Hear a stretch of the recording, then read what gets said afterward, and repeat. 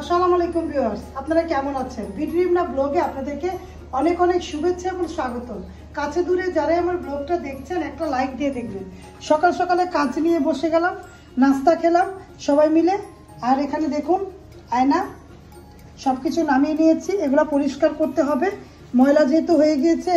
আমরা রিন্থিরাব্বর আমি দুজন মিলে এটা পরিষ্কার করব। আমরা দুজন মিলে এটা টুকটাক পরিষ্কার করি বন্ধের দিনে।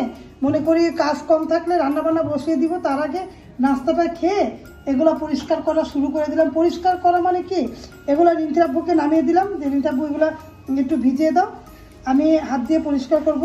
কারণ এটা কাজের মানুষ দিয়ে করালে ভেঙে ফেলবে, পাতাগুলো খুলে খুলে ফেলবে। নিজেরাই পরিষ্কার করা ভালো। আর আমি নিজের কাজ নিজে করতে পছন্দ করি, তার জন্য আপনাদের মাঝে শেয়ার করলাম। আমি ঘরে সব কিছুই আপনাদের মাঝে শেয়ার করি। তো চলুন এখানে যাই, দেখাই। আমার এই ওয়ালটাও পরিষ্কার করতে হবে। ওয়ালটার মধ্যে ধুলা পড়ে গিয়েছে। আমি এটা মাসে একবার পরিষ্কার করি ভিউয়ার্স, কারণ এটা পরিষ্কার না করলে ধুলাবালিতে ভরে যায়। এটা পরিষ্কার করে করতে হয় পানি দিয়ে। পাশে থেকে ভিডিও দেখুন, ভালো লাগলে লাইক কমেন্ট দিয়ে দেবেন ভিউয়ার্স।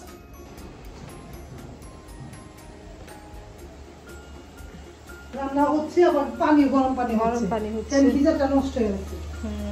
ভাজি, আলুর ভাজি, ফুলকপি আলু ভাজি, টমেটো দিয়ে শিম, ফুলকপি, টমেটো দিয়ে আমার অনেক দরকারি। এটা কি করবো? সালাদ, সালাদের জন্য মুগ ডাল দিয়ে মুড়ি ঘন্ট রান্না করলাম। আর আমার জন্য ভর্তা শাক, ভর্তা শাক। এই রান্না বান্না, পাতলা ডাল আছে। আর ভাতটা দেখা দাও। আমাদের ভিডিওগুলো কাদের কাছে ভালো লাগে কমেন্ট করবেন।